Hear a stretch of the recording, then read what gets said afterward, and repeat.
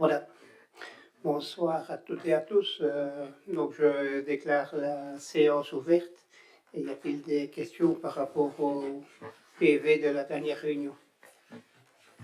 Oui, moi. En fait, j'aimerais bien qu'on garde peut-être qu'on garde le sens des discussions parce que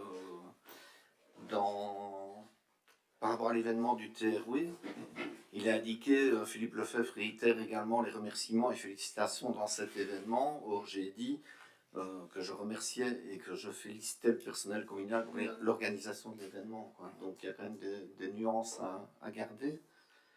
Même chose pour la zone d'immersion. Je dis que enfin, il est marqué dans le PV que j'indique craindre que la ZIT ne diminue ou ne diminuera pas, c'est indiqué comme ça. Les inondations me donnent seulement le temps de réagir. En fait, j'ai dit que j'avais lu dans la presse que le but de la ZIT était de retenir les eaux, non pour éviter les inondations, mais pour donner le temps à la commune et aux citoyens de réagir. Et je demandais quelle action la commune a prévue dans ce sens. Donc voilà, il y a quand même des nuances par rapport au discours que je souhaiterais rétablir. Merci. Ok, pas d'autres remarques? Si vous êtes d'accord, on peut passer par le point 8 de l'ordre du jour, qui est la présentation de la Convention de transition écologique. Donc, on a une personne qui vient sur place pour nous éclairer à ce propos-là. Si vous êtes d'accord qu'on passe directement pour le point 8. Oui. Oui. Oui. Oui. Oui. Oui. Oui. Oui. Oui. Oui. Oui. Oui. Oui. Oui. Voilà, merci. Je me permets d'accueillir Madame Barbara de Coster, qui vient en fait de la cellule Manger demain, qui est financée par la région wallonne. En fait, c'est une convention qui est passée avec l'ASBL Socopro et qui met en œuvre la cellule Manger demain. Et la cellule Manger demain est chargée d'accompagner les acteurs, mais notamment les communes, sur la transition vers une alimentation plus durable. Et donc, ils ont vraiment reçu mission de la région wallonne pour ça. Donc, on a demandé déjà depuis quelques mois, on travaille avec la cellule Manger demain pour l'accompagnement de notre commune. Et à ce moment, dans le processus, il est prévu qu'on signe une convention officielle avec la cellule pour ce qu'ils appellent la convention Green Deal pour l'installation d'une stratégie cantine durable au sein de la commune. Donc, dans l'alimentation durable, il y a toute une série d'actions, mais dans ces actions, il y a une action cantine durable. Et donc, la finalité, mais Madame l'expliquera dans sa présentation, la finalité pour la commune, c'est d'obtenir un label sur radis, hein, puisqu'il y a, ça c'est un radis, 2 radis, 3 radis. Donc, c'est une labellisation pour les cantines de la commune. Et donc, dans le plan d'action de la commune, dans le plan d'action vers les cantines durables, le premier acte, c'est la signature de ce Green Deal, et c'est ce qu'on va vous proposer au niveau du conseil communal de signer aujourd'hui, enfin, en tout cas d'être d'accord que la commune signe cette convention.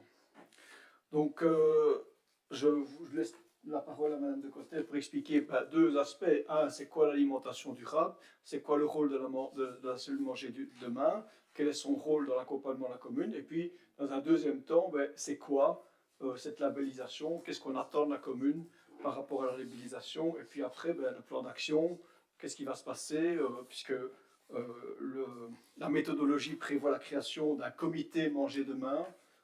Donc il y aura effectivement, c'est prévu dans la méthodologie qui est la participation par rapport à ça. Et donc voilà, et ce sera de toute façon avec l'accompagnement de la cellule. Je vous laisse la parole, madame. Merci beaucoup. Voilà, vous avez déjà dévoilé presque tout le projet. Donc effectivement, je m'appelle Barbara de Coster, je travaille pour la cellule Manger demain depuis déjà 6 ans, donc depuis sa création en 2019. Donc la cellule Manger demain est un projet qui appartient à une grande ASBL qui s'appelle Socopro. Et Socopro a 2 projets, donc Manger demain, mais aussi le collège des producteurs qui accompagne les différentes filières de production. Donc le collège des producteurs est en amont et nous on est plutôt sur les débouchés. Je vais parler uniquement ici du projet Cantine Durable, sachant qu'on a d'autres projets en cours, notamment le soutien aux points de vente locaux. Mais voilà, je vais parler que du Green Deal Cantine Durable. Alors, pourquoi j'ai fait cette première slide pour expliquer un peu pourquoi est-ce qu'on est très attaché à l'alimentation saine et durable. Parce que justement vendredi, on était à un colloque avec des médecins notamment qui rappelaient que l'alimentation faisait partie de la prévention primaire au même titre que les activités physiques et que les activités physiques plus l'alimentation saine avaient des co-bénéfices qui étaient quand même assez importants, notamment en termes d'environnement, de santé, mais aussi de coûts cachés de l'alimentation. On parle beaucoup pour le moment de ça, du fait qu'une alimentation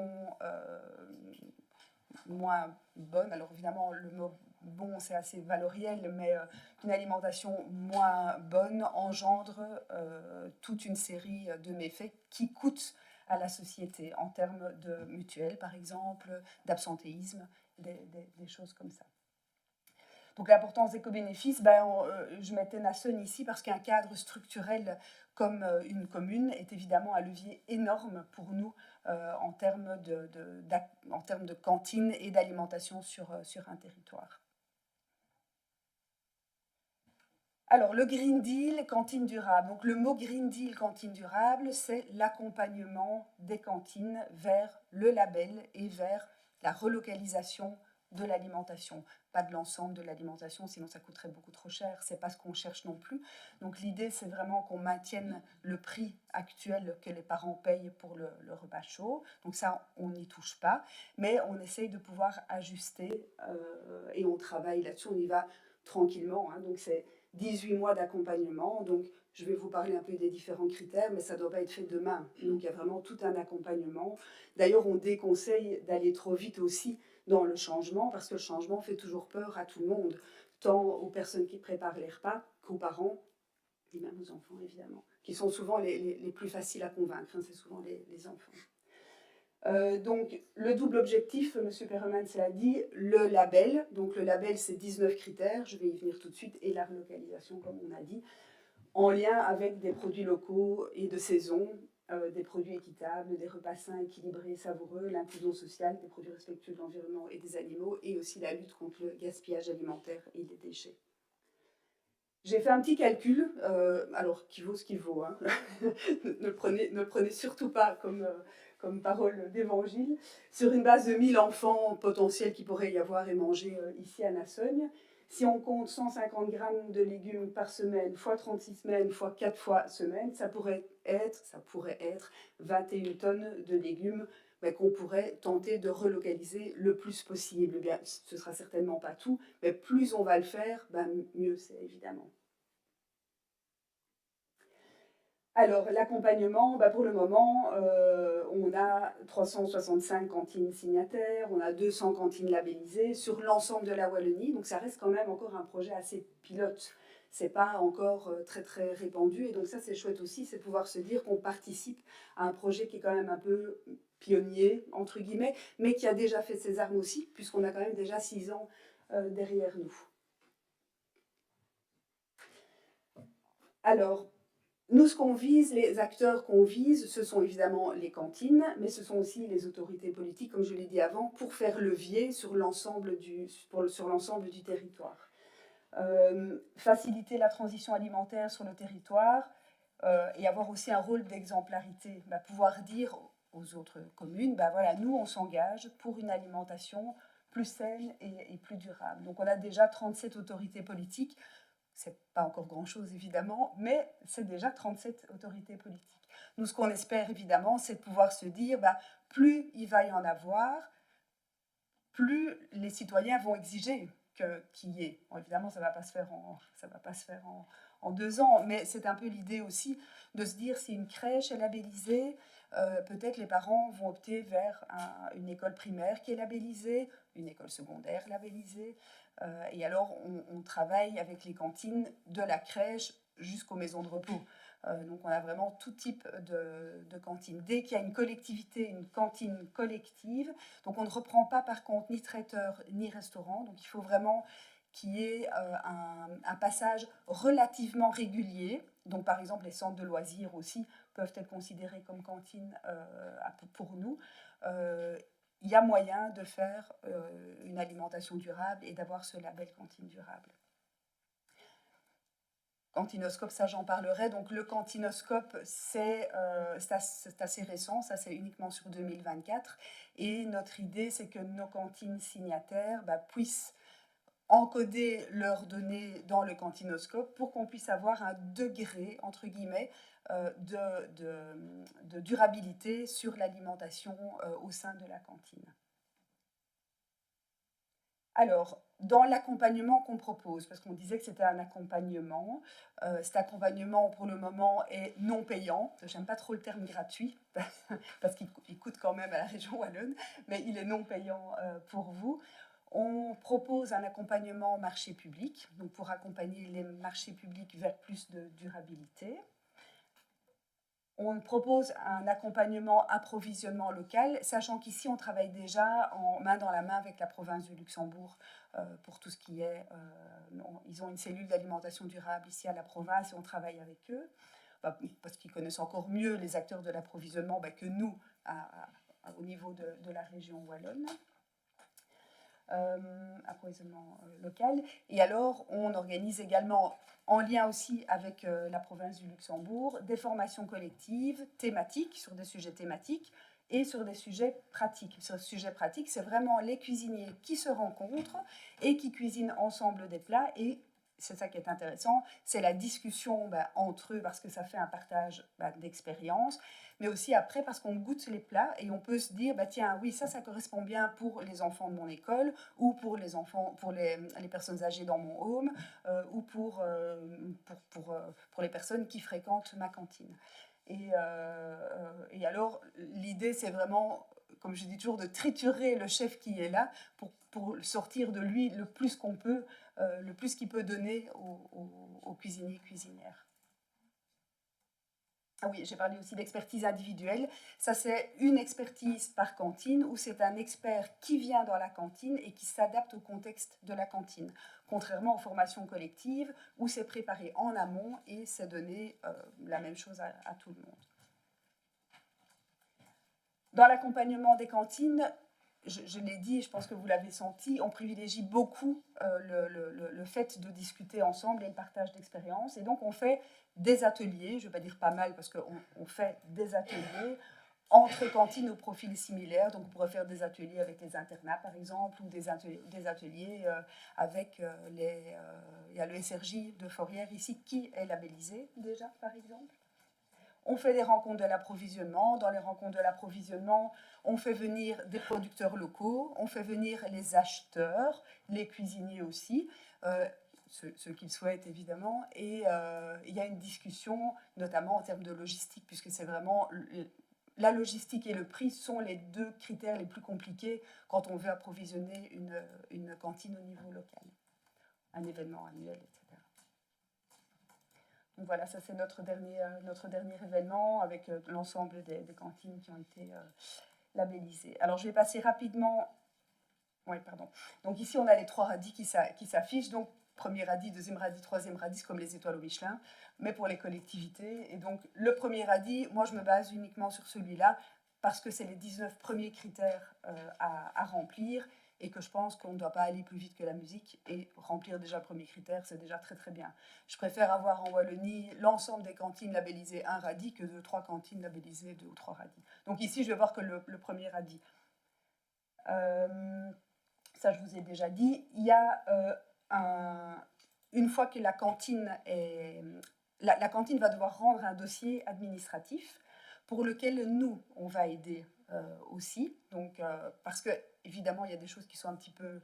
Au moment de rendre le dossier, évidemment, il y a un peu de travail à faire, notamment rendre des factures, par exemple, et des choses comme ça.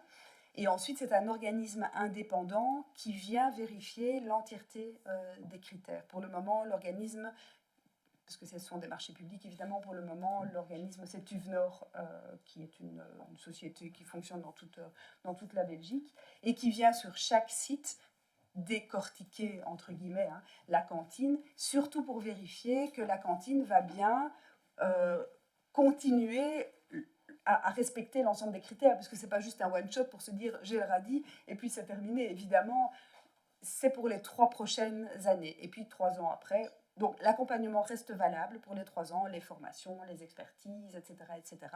Et puis 3 ans après, il faut remettre un nouveau dossier qui est un peu allégé, évidemment, pour les cantines qui sont déjà labellisées. Et c'est reparti alors pour 3 ans. Et de 3 ans en 3 ans, on demande une amélioration, c'est-à-dire au moins un critère supplémentaire qui doit être respecté.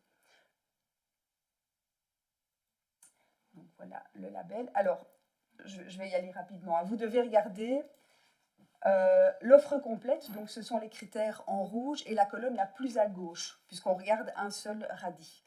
Et vous avez des repas chauds. Donc, les premiers critères sont les critères qui, quelquefois, sont les plus crispants, je vais dire. Le premier critère, c'est d'avoir un repas par semaine qui est un repas avec des protéines végétales et un repas sans viande et sans poisson. Ce repas permet également d'équilibrer le coût du repas pour pouvoir, les 3 autres jours, avoir de la viande ou du poisson de meilleure qualité. Les préparations grasses, donc une préparation grasse par semaine. Bon, je pense que le colloque de vendredi dernier qui montrait que c'était une personne sur 2 quasi en Belgique est en surpoids, une personne sur 4 est en obésité. Ben, voilà, il faut qu'on diminue. Oui, les chiffres sont assez alarmants. Il faut qu'on diminue, il faut qu'on travaille un peu là-dessus. Même si c'est toujours autorisé une fois par semaine, parce que ça fait partie, je pense aux frites notamment, parce que c'est souvent ce qui est gardé dans les cantines, ça fait partie aussi du plaisir de manger ici en Belgique. Donc ce n'est pas interdit, mais une fois par semaine. Les soupes doivent être des soupes qui sont faites à base de légumes et pas de produits lyophilisés, type Roico par exemple, parce que trop salé, évidemment. Sandwich, salade bar, s'il n'y en a pas, il n'y en a pas, le critère est non applicable. On demande également de connaître l'origine des produits pour les pommes, les poires et les carottes, puisque c'est ce qu'on produit en Wallonie. On peut les acheter ailleurs, mais évidemment, nous, on va pousser pour acheter le plus possible local. Ce n'est pas toujours possible toute l'année, ce n'est pas grave. On fait ce qu'on peut aussi. Chaque petit pas, de toute façon, est un bon pas, quel qu'il soit. Les légumes frais et de saison, donc là on insiste beaucoup sur la saisonnalité, donc c'est en fonction des mois, donc ici pour le mois d'octobre par exemple c'est 45% de saisonnalité, ça veut dire un légume sur 2 finalement qui doit être de saison, et sur ce légume sur 2, 1 sur 4 qui doit être frais. Par frais on entend frais qui sort du champ, mais ça peut être aussi des légumes comme on appelle de 4e gamme, qui sont des légumes qui sont déjà emballés, prédécoupés, mais qui n'ont pas été ni surgelés, ni conservés, etc., qui restent frais à l'intérieur. Puisqu'on a des hôpitaux, par exemple, qui sont labellisés, c'est impossible pour eux d'aller frotter leurs carottes tous les jours. Donc eux, évidemment, ils achètent du 4e gamme. Fruits frais de saison, on demande qu'il y ait au moins un fruit par semaine chez les enfants. Quand on dit de saison, c'est saison européenne, je vous rassure, on ne va pas demander aux enfants de manger des pommes tous les jours.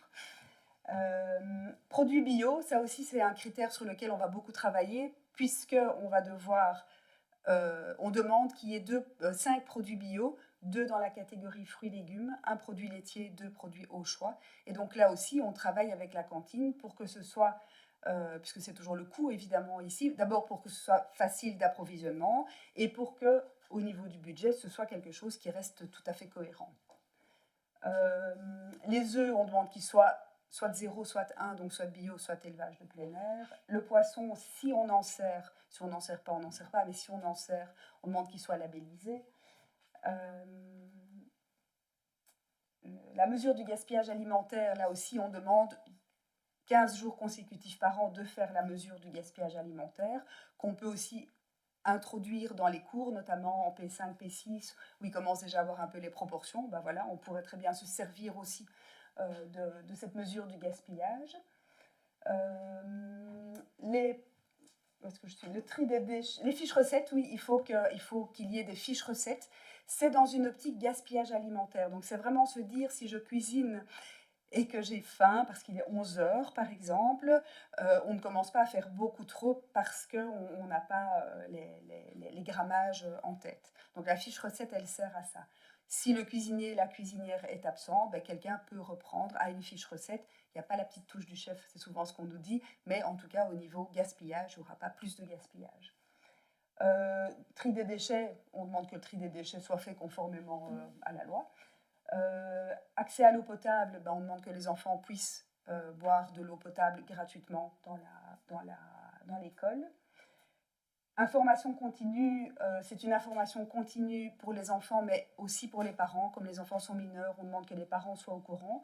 De plus, ce qu'on a remarqué, c'est que quand on fait des changements comme ça dans la cuisine, c'est quand même un investissement pour les cuisiniers et cuisinières, et donc c'est quand même bien que les parents puissent être au courant. Et donc on demande vraiment qu'il y ait une action de communication, en tout cas envers les parents, pour dire, ben voilà, on a décidé de proposer un repas végétarien par semaine, voilà pourquoi on le fait, voilà comment on va le faire.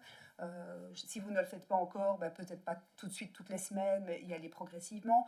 Voilà, donc vraiment expliquer aux parents le sens de la démarche.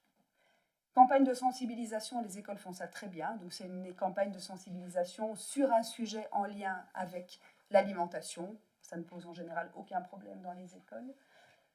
Formation continue du personnel, ça c'est aussi obligatoire. Et comme tout ce que je dis, ce qu'on demande, c'est que les cuisiniers et cuisinières montent en compétences en termes de cuisine et se forment au moins 6 heures par an pour les chefs de cuisine et 3 heures par an pour les autres. Et alors pour terminer, c'est l'enquête de satisfaction. Alors c'est pour terminer, moi je propose quand même de commencer par là, comme ça on a un état des lieux d'où on en est pour le moment. Que pensent, alors c'est à destination des parents. Nous, ce qu'on recommande souvent, c'est de le faire pour les parents, mais peut-être d'en parler aussi avec les enfants, qui sont quand même les premiers mangeurs. Sachant aussi que les enfants, si on fait ça le jour du topinambour ou le jour des frites, peut-être les réactions vont être un peu différentes. Donc il faut aussi bien calculer son coût, mais de nouveau, les cuisinières, les enseignants, les éducateurs connaissent les enfants. Et donc c'est vraiment les premiers à pouvoir aussi donner leur avis là-dessus. Une fois qu'on a rempli ces 19 critères, on doit en choisir 3 parmi les critères qui restent en blanc. Ça ne pose aucun problème. Il y a des critères hyper faciles à remplir. Et puis dans 3 ans, il faudra choisir un critère supplémentaire dans les blancs ou passer au deuxième radis. Voilà. À la clé, je vais quand même terminer par ça, à la clé, qu'est-ce qui est intéressant aussi pour une commune de pouvoir rentrer dans cette dynamique d'alimentation durable? Effectivement, une offre de repas plus locale, de saison, plus savoureuse, un label à afficher sur lequel vous pouvez communiquer. Il n'y en a pas encore beaucoup non plus pour le moment au niveau des communes. Une montée en compétence du personnel sur les questions liées à l'alimentation, une communication sur les actions de la cantine, votre participation à la lutte contre les maladies non transmissibles en prévention primaire. Les enfants qui sont... Alors, il y a toujours une petite baisse en général au niveau de l'adolescence, mais des enfants qui ont été habitués à bien manger jeunes, en général, retrouvent cette alimentation-là une fois qu'ils sortent de l'adolescence et de la période un peu conflit. Donc, a priori, pas de panique. Et évidemment, la participation à un engagement sociétal d'envergure et pionnier. Voilà, un exemple ici... de communication.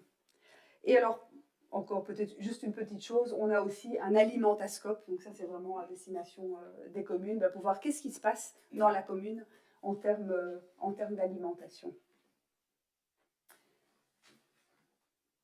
Voilà. J'espère que je n'ai pas été trop longue.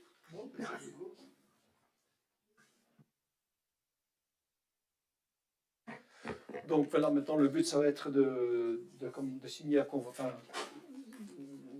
d'autoriser la commune à signer la convention avec Green Deal, avec Manger Demain, qui donnera lieu à un comité Manger Demain, qui donnera lieu à il y a vraiment une stratégie qui va être mise en place, et notamment sur les cahiers des charges de fourniture alimentaire, qui sont non seulement durables, bio, mais qui sont aussi relocalisés. Donc là aussi, un accompagnement de la cellule Manger Demain par rapport à ça. Il y a journée d'information, de formation du personnel des cantines, mais aussi la communication par rapport aux parents et au personnel enseignant. Voilà, et tous ces critères de la labellisation, ben, ils vont être mis en place critère par critère, avec l'accompagnement qui va nous booster pour avancer concrètement vers ces différents critères, quoi. Donc je ne serai pas plus long. Vous avez, je ne sais pas si vous avez eu l'occasion de regarder, il y avait annexé à la convocation le document complet qui reprend la présentation, mais qui reprend aussi les critères, qui reprend aussi toute la méthodologie. Donc c'est vrai que c'est un document assez important, mais toute l'information y est, quoi. Donc vraiment, il y a vraiment tout est dedans, quoi.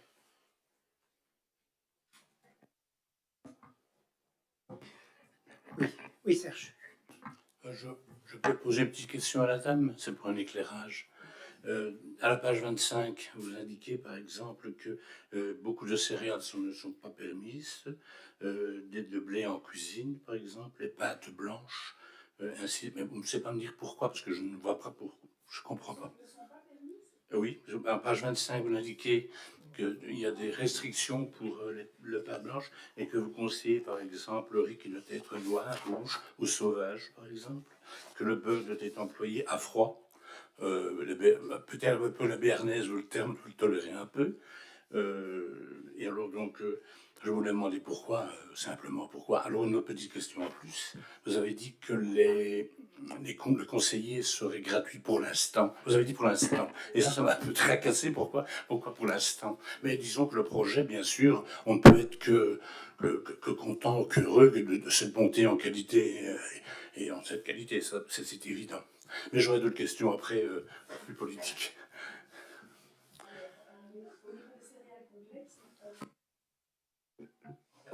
Oui, En page 25. Hein. Blanche. Donc au niveau des céréales complètes, on n'interdit pas du tout les céréales blanches, mais les nouvelles recommandations en santé en fait disent que pour être en bonne santé, il faut manger plus de céréales complètes, parce que c'est dans le son qui est autour de la céréale qu'il y a tous les nutriments, et que quand on enlève ça, ben, on enlève les nutriments. Toutefois, on est bien d'accord que chez les enfants, c'est rare quand ils sont habitués aux céréales complètes. Donc c'est pareil, c'est pas un critère obligatoire ici pour le premier niveau, donc on peut le laisser tomber, ça pose aucun problème. Par contre, concernant les protéines végétales, donc le critère protéines végétales, si par exemple, donc dans le critère protéines végétales, on va dire il faut l'ajout d'une protéine végétale. La protéine végétale se trouve dans la graine de son qui est autour de la céréale. Donc si on fait des pâtes complètes avec des légumes, c'est suffisant. Maintenant, si on ne veut pas passer aux pâtes complètes, on fait des pâtes blanches avec des légumes et on ajoute par exemple une légumineuse comme des lentilles, des pois chiches ou des choses comme ça, qu'on peut même masquer hein, dans la sauce, si au début c'est un peu compliqué. Mais donc les céréales complètes, c'est bien santé, donc c'est vraiment la première, on demande le programme national de santé, les dernières recommandations demandent 125 grammes de protéines, de céréales complètes par jour pour pouvoir être en meilleure santé. Donc ça, sur le beurre. La gratuité, je vous avais demandé, que pour l'instant, vous avez dit. Je dis pour l'instant parce qu'en fait, on est prolongé en fonction des différentes législatures. Donc pour le moment, là, actuellement, on est prolongé jusqu'au décembre 2025, donc ici dans 2 mois. On a de très bonnes raisons de penser qu'on va être prolongé, mais en tant qu'on n'a pas signé, on n'a pas signé. Hein. Mais on est vraiment très très confiant par rapport à ça. Donc je pense qu'on peut dire qu'on peut avancer, mais hein, voilà. Dans la convention, il y a une clause de retrait. Donc si par exemple on n'est plus là et si vous voulez vous retirer, ben, vous pouvez vous retirer. D'autre part, le label ne nous appartient pas à nous, c'est un label qui appartient au service public de Wallonie, à la direction du développement durable. Donc même sans Manger Demain, le label reste toujours accessible. Mais il n'y aura peut-être pas l'accompagnement. Mais ça, voilà, ça je ne sais pas. Mais ici, je crois qu'on ne doit pas trop se tracasser. Le ministre est assez confiant par rapport à ça. Je pense que ça se joue pour le moment. Donc, et alors pour le beurre, le fait d'avoir du beurre, alors je ne suis pas diététicienne de formation, mais le beurre chauffé fait des acides gras polyinsaturés qui ne sont pas bons pour la santé. C'est pour ça qu'on peut l'utiliser à froid. Dans une purée par exemple, on met du beurre évidemment, voilà, mais on va plutôt privilégier la cuisson à l'huile végétale. Il est évident que le beurre passé 160 degrés subit une polymérisation et devient un petit peu difficile à manger. Mais moi, j'avais plus peur qu'on perde ses radis si on ne respectait pas un peu scrupuleusement ce que vous disiez. Mais je vois qu'il y a une certaine... c'est pas vraiment l'évangile, on peut un peu... Alors, si vous cuisez au beurre, ça va crisper quand même un petit peu, mais en général, ça coûte beaucoup trop cher. C'est parce qu'en cuisine, on monte au beurre, on termine par exemple, ou alors on fait un roux, on prend du beurre pour faire les roux. Donc on ne monte pas à température excessive, on ne monte pas à 160. Je vous embête un peu peut-être, mais c'est mon métier. Donc, hein.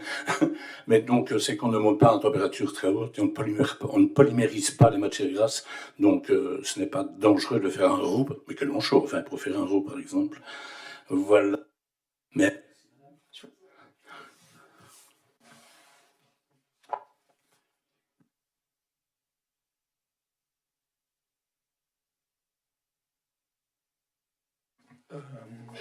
Est-ce que quelqu'un a encore des questions?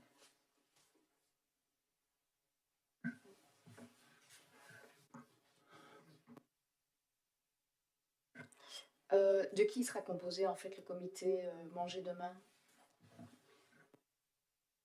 Donc le comité Manger demain lui-même, il a été prévu dans la législation sur les radis.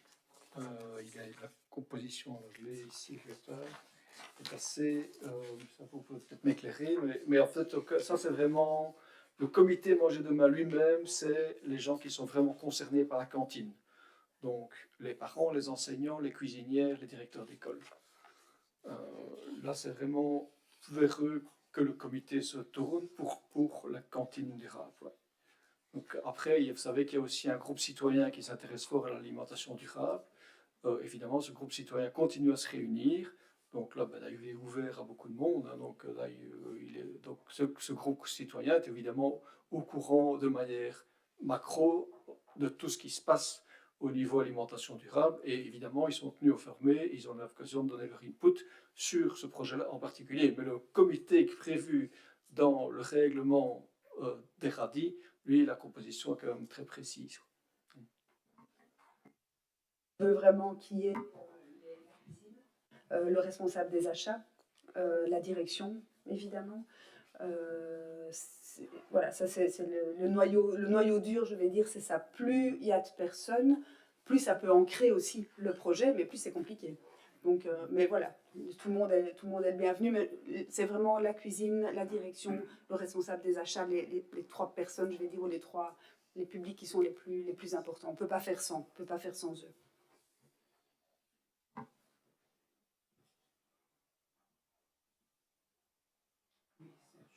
Une petite question, les repas à domicile seront impliqués ou pas? Ou c'est dans un projet ou pas? Et ils sont impliqués. Alors ma question est bien sûr, s'il y a augmentation du prix de revient, ce sera un peu fatal. Quand on voit le prix de matières premières qui ont le label bio, même qui ont le label proche, c'est pas évident. J'ai été faire un petit tour tantôt sur le site d'un magasin qui vend justement des produits bio. C'est une grande surface que tout le monde connaît.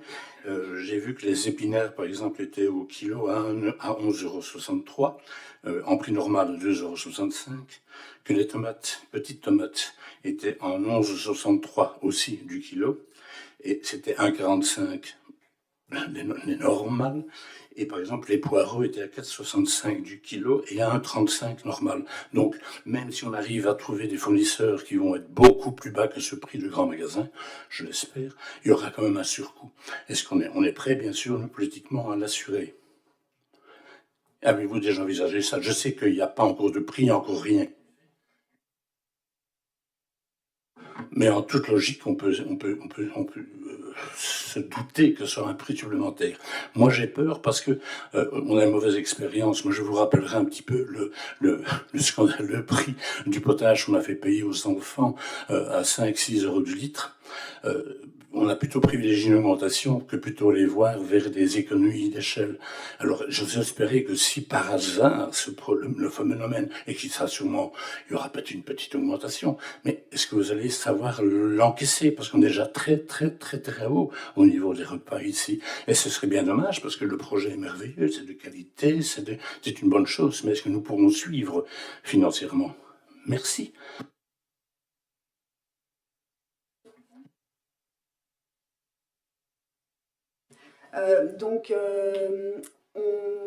Alors on fait tout déjà, comme je disais, hein, pour ne pas augmenter le prix des repas. Ça, c'est parce qu'on sait que c'est ça. Dans les producteurs locaux, je pense qu'il y a la Mauvaise Herbe ici, hein, qui souhaitait aussi travailler avec, trouver des débouchés. Donc ça pourrait être aussi un partenariat. Mais voilà, ça c'est vraiment... Je ne vais pas aller plus loin que ça parce que je ne connais pas suffisamment Nassogne. Et alors, ce qu'on a pour le moment, mais bon, on attend toujours aussi, c'est le coup de pouce du local dans l'assiette, qui est un coup de pouce qui permettait dans sa version ancienne, donc il faudra voir maintenant si on a une nouvelle enveloppe, etc., mais dans sa version ancienne, je ne pense pas qu'on se sera autant, malheureusement, pour l'enveloppe suivante, mais l'idée, c'était vraiment de pouvoir soutenir jusqu'à 50 cents par repas par jour. C'était 70% du bio maximum et 50% du conventionnel si c'était acheté chez un producteur local qui était agréé chez nous. Alors agréé chez nous, ça veut dire qu'on est sûr que l'ensemble de la chaîne est vraiment en Wallonie. Pour des légumes, ça pose pas de problème, ça pousse dans un champ en Wallonie et c'est bon. Mais on subventionne aussi du pain, par exemple. Mais pour le pain, il faut que la farine et le blé soient wallons si on veut que ce soit subventionné. Et donc on a ce coup de pouce qui a déjà été, ça fait déjà 2 ans et demi que ce coup de pouce existe. Certaines cantines en bénéficient déjà. Et on a fait une évaluation et on a vraiment vu que ça permettait de changer l'approvisionnement. Et d'ailleurs, des cantines nous ont dit que si ce coup de pouce s'en allait, ils changeaient leur approvisionnement dans l'autre sens. Donc voilà, on essaye aussi, nous, d'expliquer ça aux politiques qui nous... Mais la décision revient aux politiques, hein, donc d'additionner les coûts en supplément, de les additionner dans le prix de revient et de le faire payer par quelqu'un. Donc ça, c'est une décision politique. Hein. Votre projet m'aimait bien tout, mais vous n'avez guère d'influence là-dessus. Hein. Par contre, ce qu'on a, c'est une expertise food cost aussi, et c'est une expertise qui permet alors de voir un petit peu ce qui se passe au sein de votre commune, au sein de vos achats, comment est-ce qu'on pourrait diminuer, notamment par le gaspillage alimentaire, parce qu'il y a quand même, ici je ne connais pas, mais on a des cantines par exemple qui se sont rendues compte, grâce à la mesure du gaspillage alimentaire, qui jetaient 70% de ce qui était cuisiné, mais 70%, c'est de l'argent aussi qui va à la poubelle. Donc en essayant de remédier à ça, on a pu monter en qualité et diminuer le gaspillage. Donc en fait, c'est tout bénéfice, quoi. Mais voilà, effectivement, ce n'est pas que dans nos mains, quoi. Merci. Marc, simplement, nous, au niveau de nos cantines, c'est déjà un petit peu le cas. Tout ce qui part vers les réfectoires, si c'est pas mangé, ça repart en cuisine, justement pour que les cuisinières se rendent compte des quantités qu'elles doivent envoyer tous les jours. Donc on remet dans des tupperwares, etc. Et ça repart vers les cuisines pour qu'elles puissent voir exactement, essayer de tomber le plus juste possible.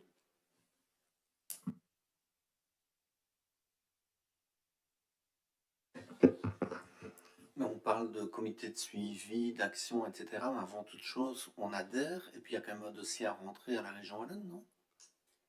À la fin. Oui, c'est tout à la fin. C'est une fois que la cantine est prête, alors elle rend le dossier à la fin. Oui, parce que c'est sur base de ce dossier que l'auditrice va se... Oui, c'est ça.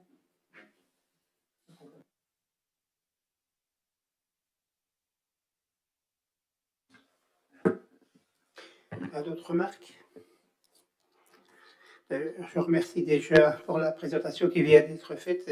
Ça permet aux membres du Conseil d'avoir des éclaircissements très utiles par rapport à la prise de décision qui doit intervenir maintenant. Et donc, je propose qu'on passe au vote. Donc, la décision de signer la Convention de transition écologique Green Deal, cantine durable. Oui. Oui. Oui. Oui. Oui. Oui. Oui. Unanimité.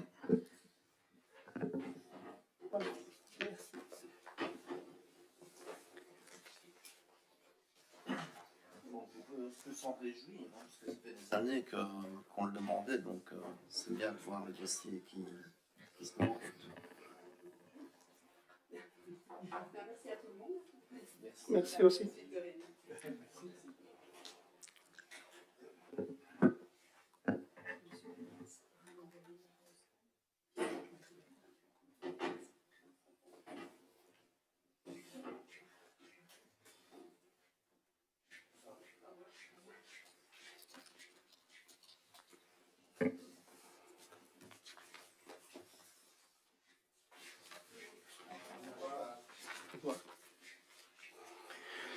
On en revient donc au premier point de l'ordre du jour, qui est la décision de principe sur la révision totale du schéma de développement communal. Donc, le schéma de développement communal, ça définit les grandes orientations de l'aménagement du territoire au niveau communal. Ça détermine les principes afin d'optimiser l'utilisation du sol, la répartition des différentes fonctions qui peuvent être adaptées ici au niveau de notre territoire. Et alors, ça permet de gérer la densité de construction avec l'équilibre en équipement, tout en garantissant le caractère rural de notre commune. Donc, il existe déjà à notre niveau un schéma de développement communal qui est toujours en cours, mais qui a quand même une temporisation. Habituellement, le schéma de développement communal est revu tous les 10-15 ans. Il faut savoir que la région wallonne, le mandat dernier, avait initié le schéma de développement territorial, qui est une compétence au niveau régional, et avait défini donc pour les différentes communes les axes pour les aménagements au niveau communal, et entre autres la centralité. Donc le conseil communal, en 2023, si mes souvenirs sont bons, avait déjà pris une position par rapport à ce projet qui avait été défini par le schéma, qui allait être défini par le schéma de développement territorial, parce que la décision de la région wallonne est intervenue après qu'il y ait eu consultation entre autres des différentes communes, et le conseil communal de l'époque avait eu l'occasion de s'exprimer en indiquant que la centralité telle qu'elle était définie pour notre commune, c'est d'avoir une centralité à Fourrières et une autre à Nassogne, posait quand même quelques soucis, entre autres pour Fourrières, puisque la centralité était située là où il y avait eu les inondations, où le Fourrières avait été principalement impacté. Et donc, ce qui était indiqué aussi par le schéma de développement territorial, c'est que les communes ont l'opportunité d'établir, si elles n'ont toujours pas fait un schéma de développement communal, ou réviser son schéma de développement communal pour donner les orientations qu'elle souhaite. Il faut savoir que le schéma de développement communal, ça ne se fait pas comme ça sur quelques semaines, ça prend quelques années, et donc on travaille en collaboration avec un bureau d'études qui fait une étude de l'ensemble de notre territoire au niveau urbanistique avec les différents plans secteurs. Ça va aussi bien en forêt qu'en zone agricole, principalement en zone d'habitat. Et puis alors, ça donne les axes où on veut travailler. Ce schéma de développement communal, en fin de compte, pas en fin de compte, il y aura encore un schéma de développement au niveau environnemental, donc est conjoint à ce schéma de développement communal, après avoir fait le relevé de l'ensemble de notre territoire. Et il y aura encore un bureau d'études qui devra se pencher sur l'aspect environnemental de notre commune. Les deux schémas étant ici établis, finalement sont proposés à la signature de la région wallonne, et après quoi la commune doit, dans toutes les décisions qu'elle prend, doit s'en tenir au schéma de développement communal qui aurait été établi, sachant que si elle devait s'en écarter, ça repart au niveau de l'urbanisme à Arlon pour statuer sur l'orientation qui est donnée par rapport à un dossier d'urbanisme qui ne serait pas tout à fait en adéquation avec un schéma du schéma de développement communal. Et je vois également à ça le guide communal de l'urbanisme qui lui aussi a pris quelques années pour être mis en place. Et donc les deux outils, schéma de développement communal et le guide communal de l'urbanisme, nous permet d'être autonomes au niveau de la commune. Donc ce qui permet pour les citoyens d'avoir une réponse plus rapide par rapport à une instruction d'un dossier au niveau traditionnel, puisque la décision intervient avant, et la décision intervient au niveau du collège communal et puis est transmise au niveau vis-à-vis de l'urbanisme, et c'est seulement l'urbanisme qui dispose à ce moment-là de 30 jours pour éventuellement réformer la décision qui a été prise. Mais ça permet, dans la plupart des cas, d'avoir une réponse suffisamment rapide au niveau des demandeurs et donc accélérer les délais à ce niveau-là. Donc c'est ça le principe du schéma de développement communal, c'est pour retrouver retrouver une autonomie qui nous a été quelque peu limitée par le schéma du développement territorial, qui, lui, si on ne revisait pas notre schéma de développement communal, c'est le schéma de développement territorial, donc celui qui a été défini par la région, qui serait d'application. Voilà. Donc ça, c'est sur le principe de ce premier point. Est-ce qu'il y a des questions?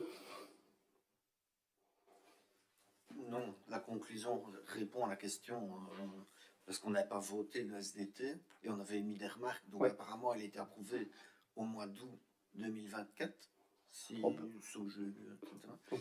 Mais donc on n'a pas tenu compte des remarques qui avaient été formulées. Si, en partie, si c'était en ce sens que justement ça ne nous est pas imposé si on revoit notre schéma de développement communal. Voilà, okay, ça va.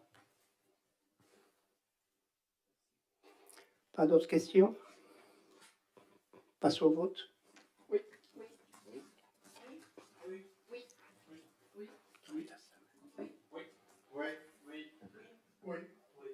Oui. Unanimité. Et donc, dans la foulée de la décision qui vient d'être prise sur le point précédent, donc on passe au vote l'approbation pour les conditions, le mode de passation pour désigner un bureau d'études pour établir cette révision complète du schéma de développement communal. Je vais interroger la région pour voir si on était vraiment obligé de refaire l'ensemble de l'étude, parce que c'est quand même assez énergivore et ça prend quand même beaucoup de capacité de notre administration à ce niveau-là. Et donc, oui, on est bien obligé de revoir l'ensemble. Donc, l'idée ici, c'est pour ça qu'il est bien indiqué une révision complète. Ça ne peut pas être une révision uniquement sur certains éléments. Il y a déjà une grosse partie des éléments qui ont été développés dans le schéma de développement communal précédent qui sont toujours d'actualité. Mais néanmoins, il faut quand même tout réviser, quoi. Est-ce qu'il y a des questions par rapport à ce cahier des charges? Oui, enfin, moi j'aurais bien voulu que ce soit précisé dans l'inventaire au niveau des unités, des plans. Il y a des QP, il y a des quantités. On ne sait pas si on est pour un plan à la pièce ou au mètre carré ou ainsi de suite. Enfin, ça, je suppose que c'est à la pièce, mais il faut le stipuler. Ok. Il y a d'autres remarques? Oui. On parle aussi d'un comité de suivi, je pense. Oui. Composé, je pense, de 5 personnes. Est-ce que Oui. c'est pas possible d'étoffer un petit peu ce comité de suivi? On posera la question à la région wallonne parce que cette matière-là est réglementée par la région. On posera la question.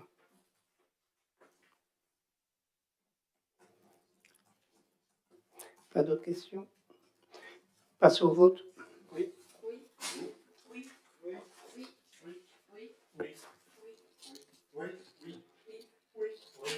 Oui. Unanimité.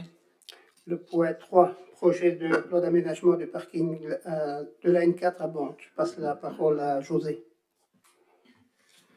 Oui, donc comme vous le savez, on va quand même réaménager ce parking. Ça dure déjà depuis pas mal de temps. Et par rapport à ça, on prévoit quand même 4 points d'éclairage. Donc dans ce cadre-là, en collaboration avec ORES A7, on regarde un petit peu pour faire cet appel d'offres. Il est composé de 2 lots. Un pour les luminaires, l'autre pour les candélabres. Et je pense qu'il n'y a pas d'autres sujets à discuter autour de ce projet-là. Pas de questions? Passe au vote.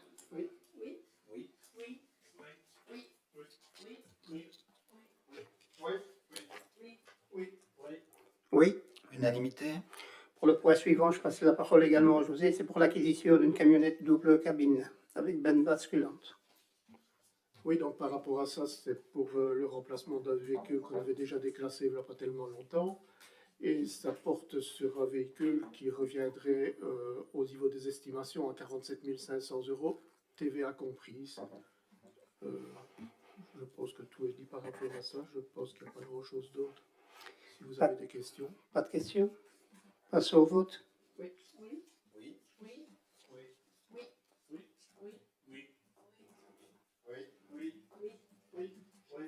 Oui. Unanimité. Le point 5, c'est le règlement d'ordre intérieur pour la commission consultative de l'aménagement du territoire et de la mobilité.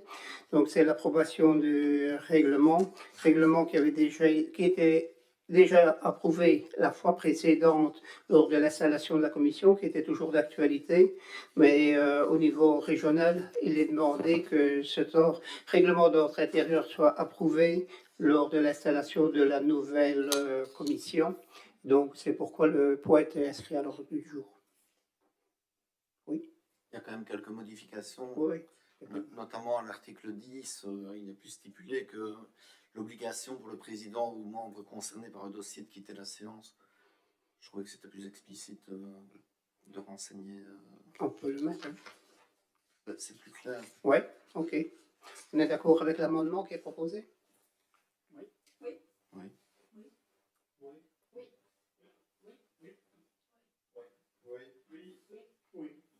Oui. Il n'y a pas d'autres remarques, Philippe?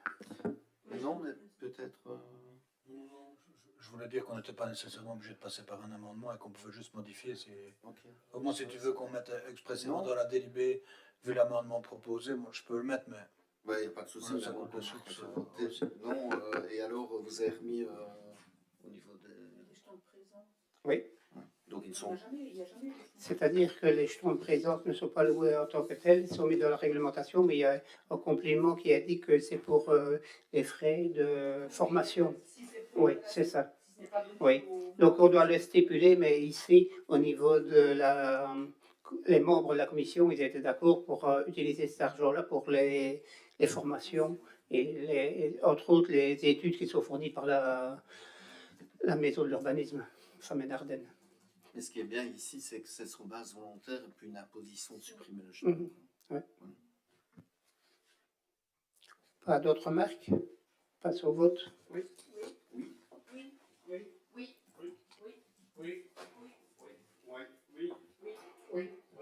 Oui. Unanimité. Le point 6, le règlement d'ordre intérieur de l'école de la Lomme. Je vais donner la parole à Florence. C'est pour les deux écoles. Mais là, ouais. Donc, il n'y a pas, comme vous avez vu, il n'y a pas beaucoup de changements, simplement au niveau des dates, puisque maintenant on entre au mois d'août et qu'on ressort au mois de juillet, donc il fallait leur préciser. Au niveau des garderies, comme on avait parlé, après discussion, on a prévu de mettre par quart d'heure et plus compter par demi-heure. Au niveau des repas, c'est toujours la même chose. Seulement, comme je vous avais peut-être déjà dit, je ne sais plus, on ne réchauffe plus les repas au micro-ondes comme ça se faisait avant. Parce que je trouvais que c'était vraiment très dangereux. Les enfants arrivaient avec des boîtes ou n'importe quoi qui n'était pas adéquat et ça devenait n'importe quoi. Autrement, le reste, c'est à peu près tout, si ce n'est qu'on est aussi peut-être un peu plus sévère avec les directeurs sur la tenue des élèves. Parce qu'il y a certains élèves qui arrivent vraiment avec des choses très courtes et ça n'allait pas. Donc on reprécise dans notre règlement que les tenues sont quand même, doivent être adaptées à être en étant à l'école.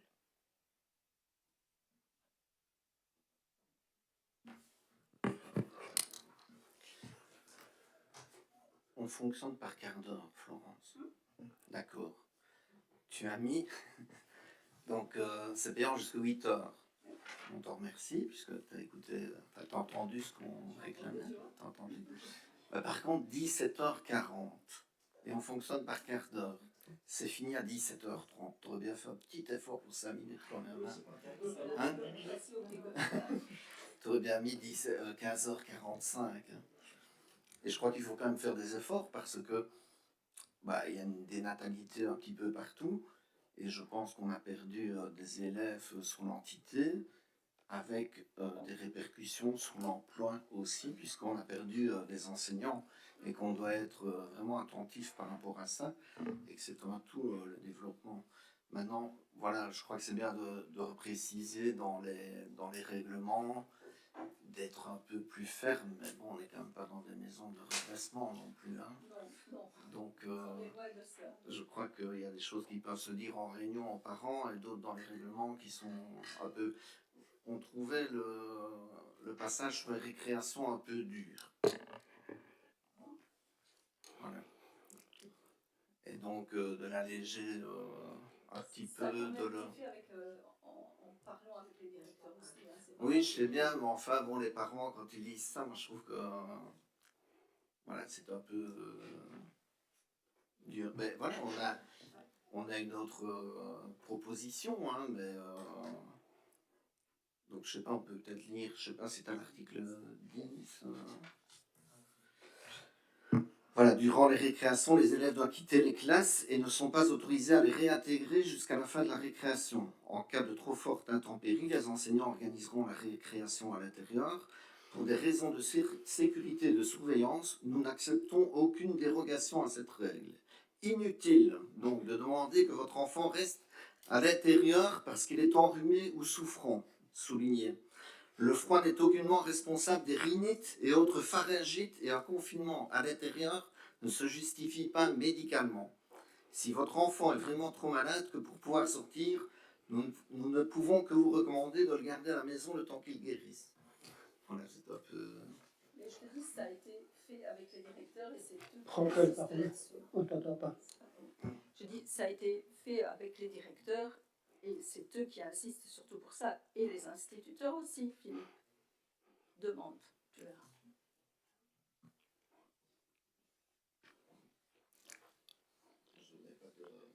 Oui.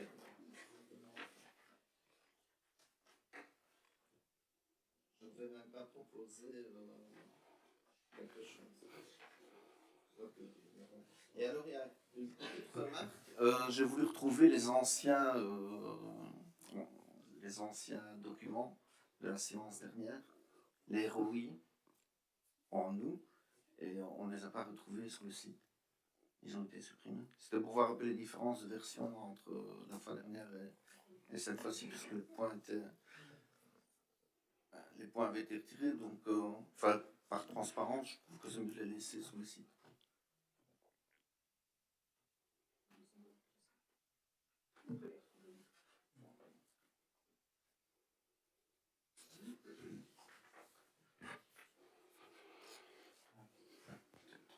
Quand en fait, dans l'application, quand on reporte le point, je le découvre en même temps que tu me le dis, on n'a plus accès aux documents. Mais sinon, dans ce cas-là, vous envoyez un mail et on vous le renvoie. Ça va?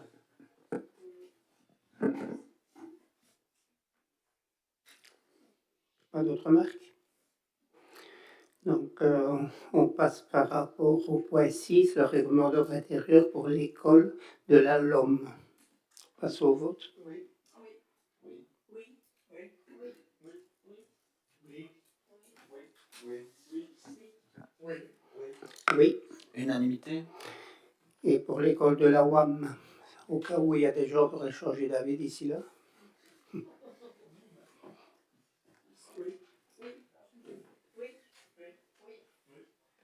Oui. Oui. Oui. Oui. Oui. Oui.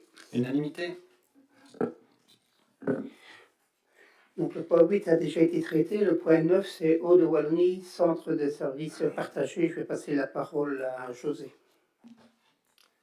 Oui, donc là, c'est pour une adhésion à la Convention de coopération publique pour les eaux de Wallonie. Donc c'est un centre de services partagés. Pourquoi y adhérer? C'est parce qu'on veut quand même travailler en communauté avec tous ceux qui sont un petit peu dans la distribution d'eau, que ce soit aussi bien des petits producteurs que la SPGE, la SWDE. Et en même temps, on veut préserver notre autonomie, avoir un soutien opérationnel qui est quand même immédiat avec eux, dans ce cadre de services partagés. Avoir une économie et une maîtrise des coûts, parce qu'il y aura aussi des centrales d'achat, un service juridique adapté et une vision industrielle et commune. Donc par rapport à ça, c'est une convention qu'on signe pour une durée de 20 ans, mais qui est révisable tous les 5 ans.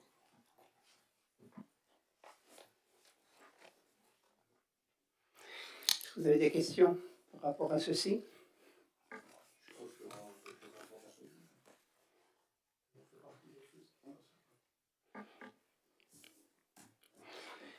Pas d'autres remarques? Passe au vote. Oui. Oui. Oui. Oui. Oui. Oui. Unanimité. Passez maintenant la parole à Quentin Anglaise pour vous faire rapport du Tour de Wallonie.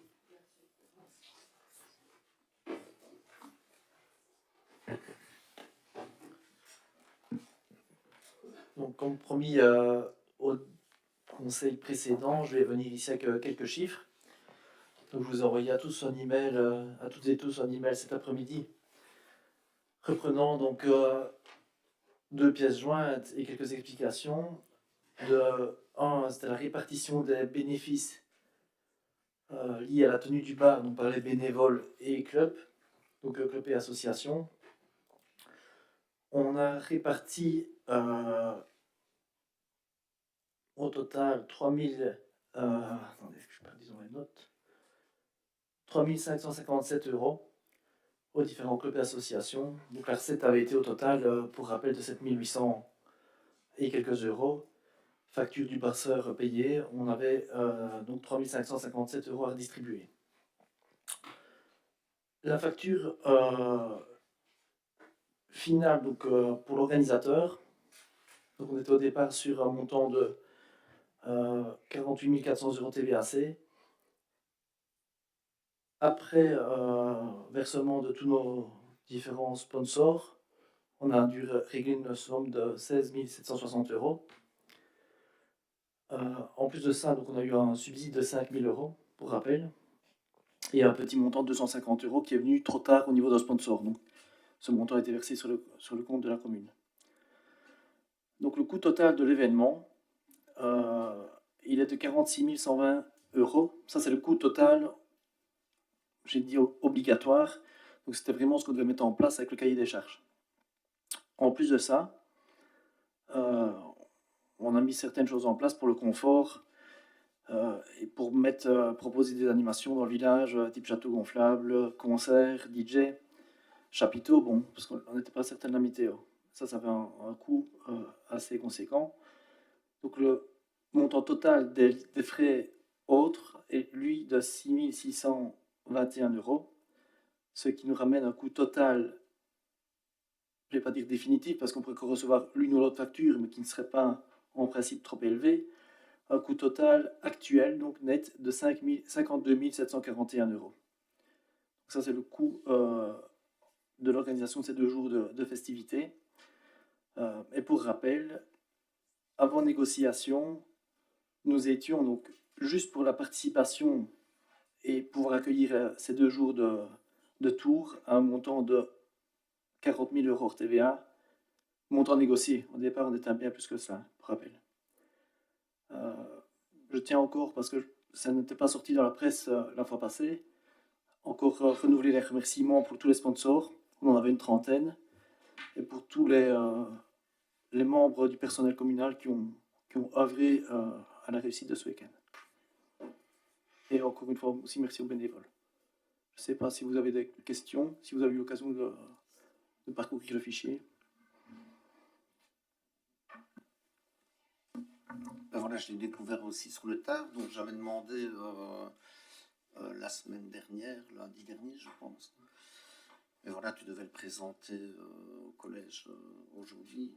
Et ben voilà, on n'a pas su se réunir pour en discuter, nous. Ben voilà, on réitère les remerciements aussi à tout le personnel communal, comme je l'ai dit tantôt pour le PV. C'était une première pour eux et ils l'ont bien fait. À toi aussi, pour tous les sponsors que tu as été trouvé, hein, pour 31 000 euros. Je sais que tu as dû te battre pour aller les trouver. Et bon, la facture, bah, c'est quand même 57 000 plus 31 000. On est à 90 000 euros quoi, pour l'organisation du tour, hein, en global. Moins les 31 000 de sponsors, moins les 5 000 de la province. Mais à côté de ça, j'étais un peu étonné en recevant le fichier qu'il n'y ait pas le coût du personnel dedans. Parce que ça a quand même demandé des journées de travail pour le personnel. Alors je ne sais pas comment Quentin s'est organisé ça. Si vous avez fait un relevé un peu du nombre de personnes qui a travaillé sur ce projet-là. Et puis alors il y a aussi la prestation du samedi. Normalement le personnel, et ces coûts-là, ça intervient dans l'organisation même aussi, quoi. On doit prendre ça en compte et ça, ce serait bien d'avoir également le détail. Pour le reste, voilà, je ne vais pas polémiquer non plus, mais l'arrivée, c'était 20 000. Enfin, le départ, c'était 20 000. Donc, voilà. 20 000 hors TVA. J'ai quand même une petite précision. Donc, pourquoi est-ce qu'on a envoyé ça seulement aujourd'hui? Parce qu'on a une réunion finance ce matin, et Nicolas est venu avec son tableau ce matin, et donc on l'a travaillé ensemble, je vais dire, en fin de matinée, et je l'ai envoyé début d'après-midi, donc après discussion. C'est simplement pour ça que ça a été envoyé quelques jours après ton email de la semaine passée. J'explique, il faut dire ouais. aussi que c'est difficile pour nous de réagir, puisqu'on l'a reçu juste avant le conseil. Ouais. Moi, je vais dire, si on... Voilà, on peut en reparler si vous avez d'autres questions d'ici là. Pour les heures de personnel, ben, ça j'invite Quentin peut-être à en parler juste après. Et alors une petite, si on fait un petit rapport par habitant du coût de ces 2 jours de fête, on divise le montant total par le nombre d'habitants de Nassogne, ben, ça représente moins de 10 euros par habitant pour 2 jours de festivité. Pour moi, ça reste un budget conséquent, mais qui reste raisonnable pour une activité d'une telle ampleur. Voilà, ça c'est un avis personnel.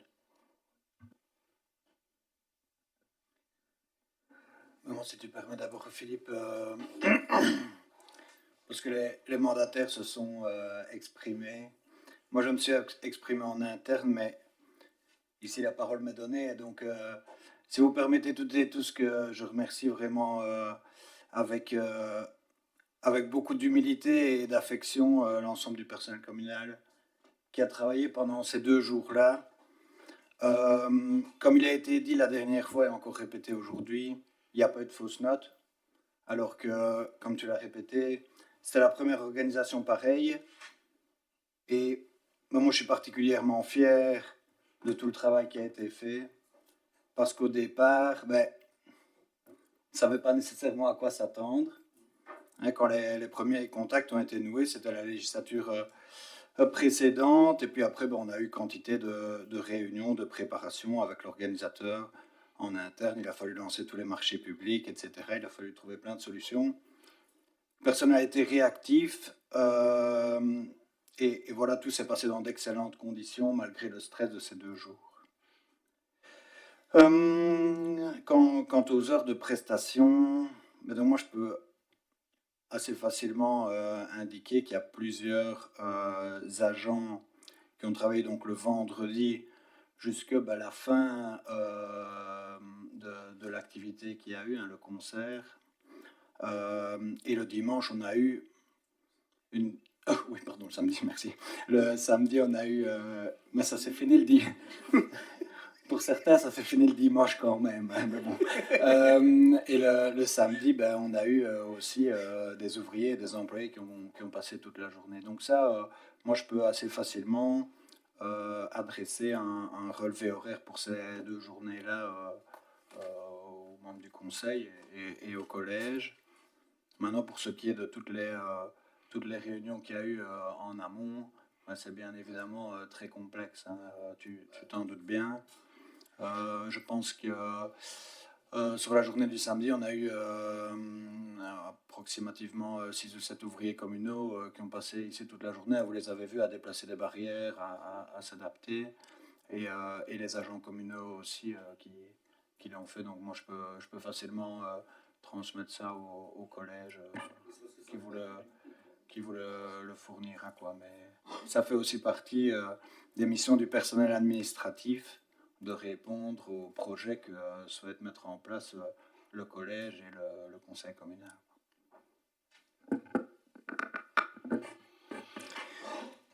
Bon. D'autres réflexions à propos? Donc je vais passer maintenant la parole à José par rapport à l'état d'avancement des différents travaux qui se réalisent pour l'instant ou qui sont en cours de finalisation sur la commune. Je vais commencer par la fin des travaux normalement du complexe sportif à Fourrières qui devrait être effectif à partir du 7 octobre. On a encore une réunion de chantier demain, j'espère que tout sera en ordre. Au niveau du Hall Omnisport, ça va débuter ici dans début d'octobre, ainsi que les travaux au football à Bonte. C'est aussi à peu près dans le même timing de départ. Au niveau des travaux entre l'Esterny, Masbourg et Mormont, on a la fin des premiers travaux, mais il restera la couche de finition qui devra se mettre au printemps parce que les conditions ne sont plus optimales pour le faire. Dans le même enchaînement, il y a la rue de l'Esterny qui doit aussi se terminer, ainsi que le petit morceau tout près de chez toi et la rue de la Chapelle, Philippe. Oui, pour ce côté-là, c'est bon. Et alors, on commence depuis aujourd'hui le pont à Masbourg. Et il y avait une grosse inquiétude au niveau des gens de Masbourg par rapport à la croix. Elle a été déplacée et mise sur une palette pour le moment. Et elle sera réinstallée quand le chantier sera en phase de finition, de telle manière à éviter tout risque de démolition.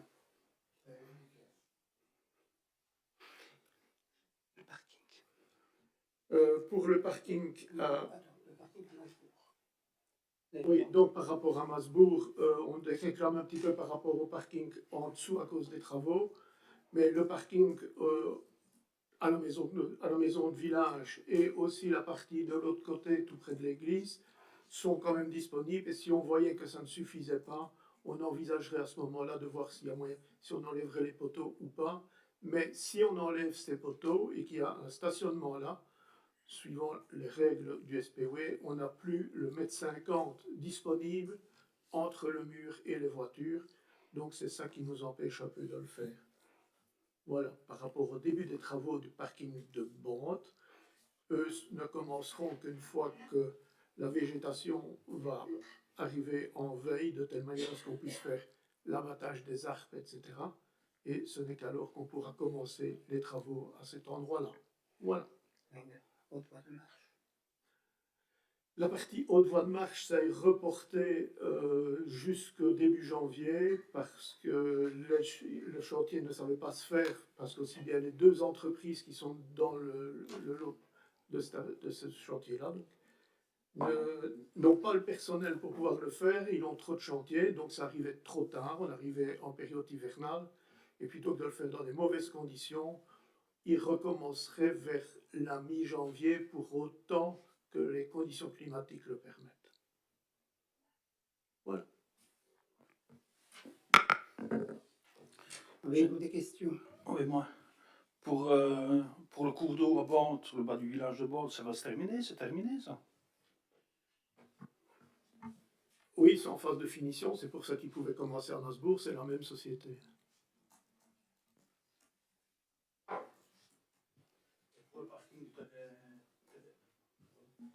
Pour le parking du terrain de football, il y a des arbres qui ne peuvent pas être abattus, là, je crois. C'est vrai, ça? Au niveau du projet, ça a modifié un peu le projet, ça, non? On a eu réunion là avec le DNF, entre autres, et on a fait un petit peu le tour de ce qui pouvait et ne pouvait pas être abattu, mais ça ne me fait pas opérer le projet. On a fait tout le tour et normalement ça devrait aller. Il nous faisait simplement attendre parce qu'il y avait une coccinelle rare qui traînait dans le coin. Malheureusement, on n'a pas eu l'occasion de la voir, donc je ne saurais pas dire si elle était jolie ou pas.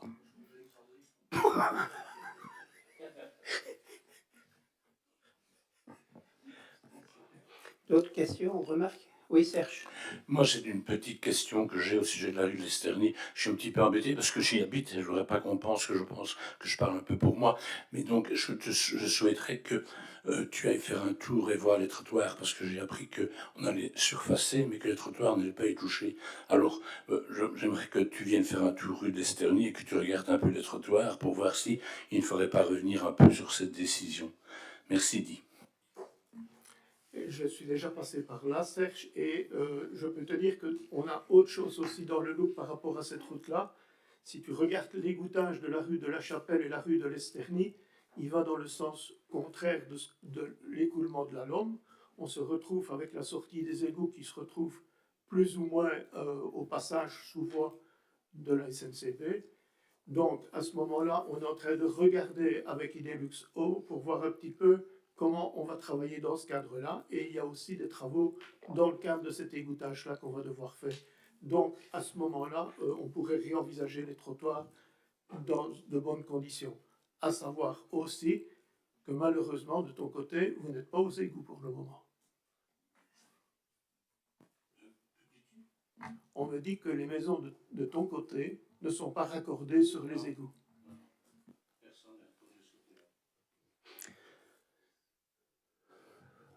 Oui, Philippe.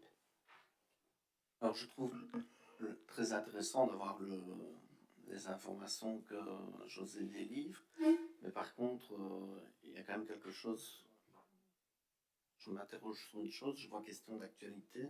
Or, je crois que le Code de la démocratie locale ne le permet pas pour un échevin, un membre du collège. L'ordre du jour, comme il est indiqué, la question d'actualité, c'est communication. Normalement, habituellement, je donne les communications quand il y a des arrêtés qui ont été approuvés ou par la tutelle ou autre. Ici, je n'avais pas en tant que tel de communication, il était quand même opportun qu'il y ait des communications qui émanent des membres du collège, ne fût-ce que pour le Tour de Wallonie, par exemple. Et donc, c'est vrai que ce n'est pas directement question d'actualité, il manque un point à l'ordre du jour. Comme c'est inscrit là, c'était communication, maintenant c'est la question d'actualité, si tu veux. Donc ce serait bien peut-être de mettre un slide communication avant pour être dans les clous. Ouais. C'est simplement... Ok. Avoir communication systématiquement, même quand oui, voilà. Pour ne pas qu'on puisse nous reprocher des choses. Moi j'avais une question sur le flash info. Le dernier flash info qui a été distribué. Est-ce que ce serait possible de l'afficher? Je prends un peu au dépourvu là, Quentin. Il est habitué. Il se prend au dépourvu. J'espère que vous connaissez bien. Je prends le mien. On va voir une photo de patence.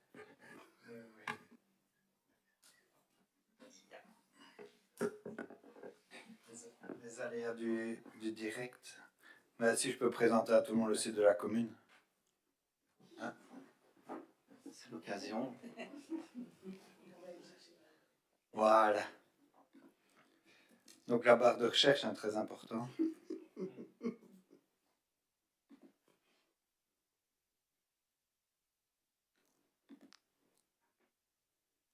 Je t'écoute. C'est à la page 14. Voilà, donc il y a quelques semaines, on avait demandé si c'était possible d'avoir l'impact de la coupure d'électricité la nuit sur la facture. Et alors, voilà, ça n'a pas été présenté au conseil communal, mais il y a eu un article dans le Flash Info, et moi j'aurais bien voulu connaître la personne qui avait réalisé cet article et les tableaux avec les données, etc.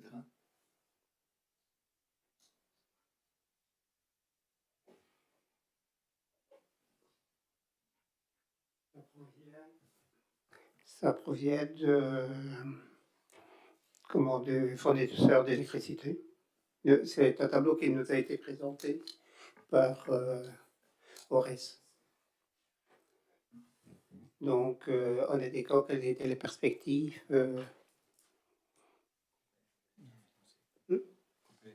Ouais, avec ouais.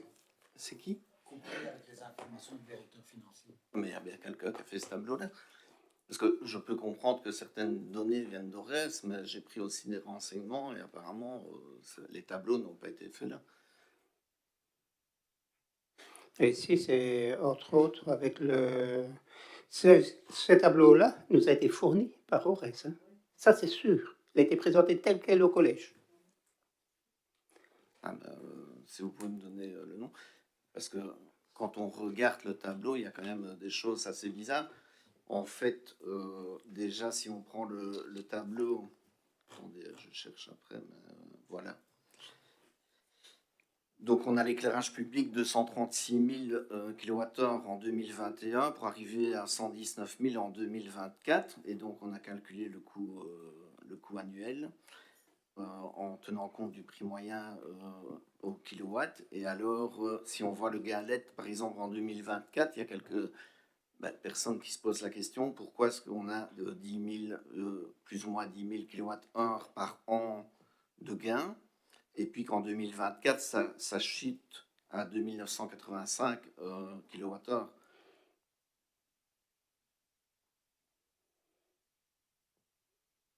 Donc, par rapport à ce gain-là, c'était par rapport à l'équipement. Ça, c'était par rapport à l'investissement du LED chaque année.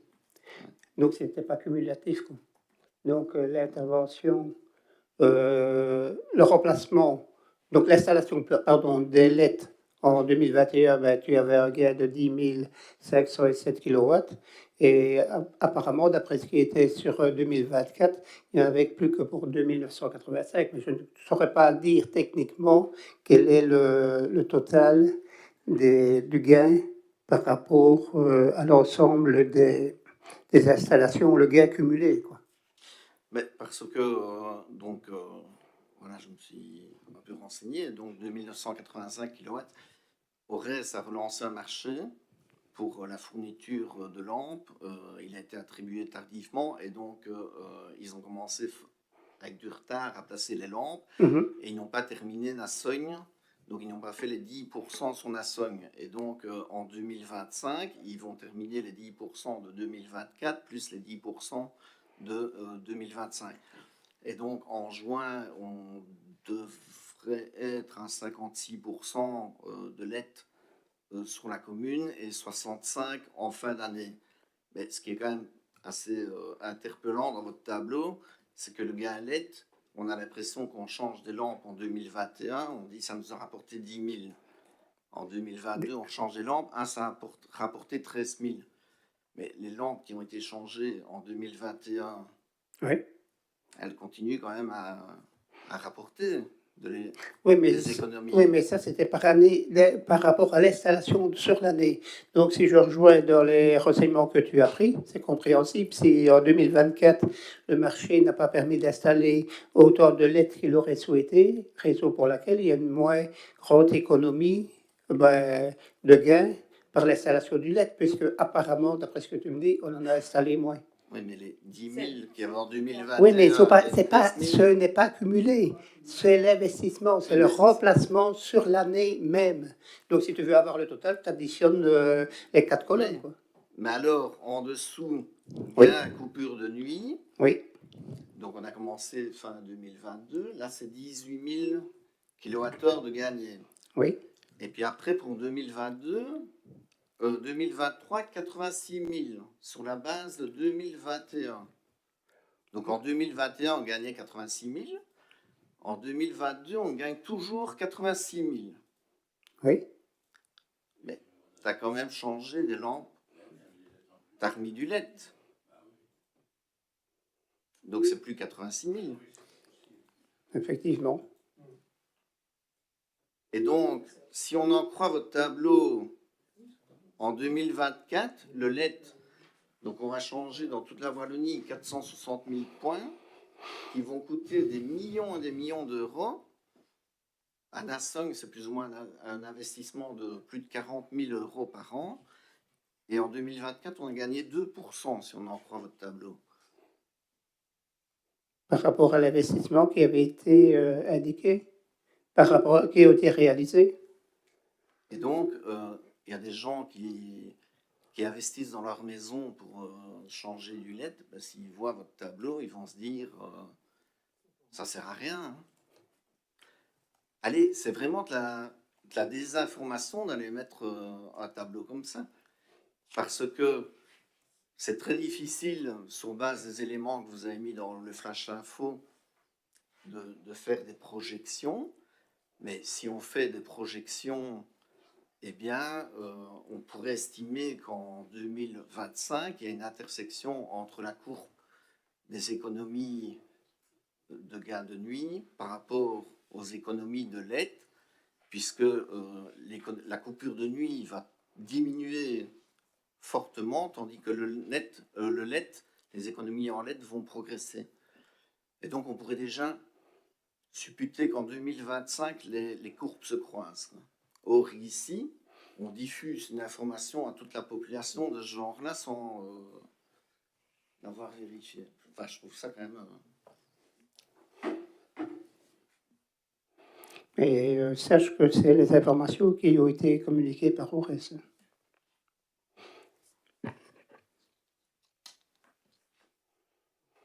D'autres questions?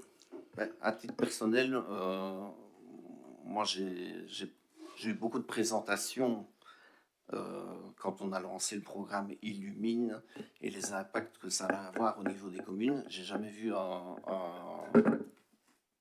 un tableau de ce genre chez ORES ou dans d'autres administrations.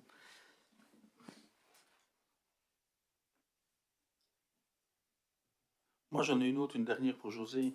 L'éclairage au terrain de foot, le parking au terrain de foot, justement, les heures d'éclairage, ce sera comme la nationale, dans ses bases. Au niveau de l'éclairage du terrain de foot, il sera aussi commandé comme il est sur le terrain de football ailleurs de Fourrière, par exemple. Mais là, il faudra être vigilant forcément pour qu'on éteigne aux bonnes heures et plus comme ça se fait à l'heure actuelle, où ça peut rester voire toute la nuit quand c'est pas autrement. Donc il faudra être très vigilant par rapport à ça. Maintenant, mettre un système de coupure automatique, ça n'a pas de sens non plus. Il faut quand même respecter les gens qui y sont. Mais bon, c'est vrai qu'il faudra être vigilant et respecter quand il faudra respecter, quoi, en fait. Oui, d'accord. La question que je pose, ça ne servira pas que pour le football, le parking. Il y aura du covoiturage, etc. C'est pour ça que je demande. C'est pas spécialement lié avec l'éclairage du terrain de foot. Pour le parking, ça, on peut l'envisager pour qu'il soit séparément. Ah, le parking, même au-dessus. Oui, oui, ça, oui, il sera repris avec les mêmes heures.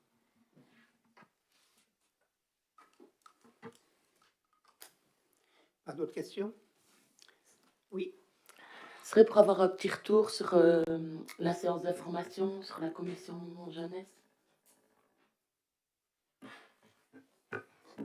Le petit retour, il va être très, très court. Il y avait un seul jeune présent. Donc voilà, malgré la pub, les relances, Abdoul a relancé les jeunes, parce que dans chaque village, il y a des groupes Messenger avec plusieurs dizaines de jeunes par groupe, les publications qui ont été faites sur les réseaux, Flash Info, etc. Il y avait une seule jeune, donc on a tout simplement annulé la réunion. Enfin, j'ai annulé la réunion, ouais. J'aimerais aussi ajouter, j'y étais prêt, on y a été aussi, et j'ai envoyé quand même plusieurs fois aussi des liens, etc. à plusieurs jeunes, voilà, qui ont dit qu'ils étaient motivés par le projet, mais à mon avis, il faisait beau, ils ont été boire un coup, je sais pas, mais voilà. Mais en tout cas, j'ai quand même lancé l'information, et voilà, on en est parlé autour de moi, etc. Et ils étaient quand même prenants au projet, donc voilà. Tu restes confiant. Toujours.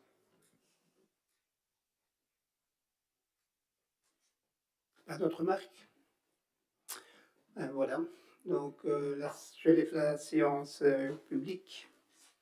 Je remercie les personnes présentes.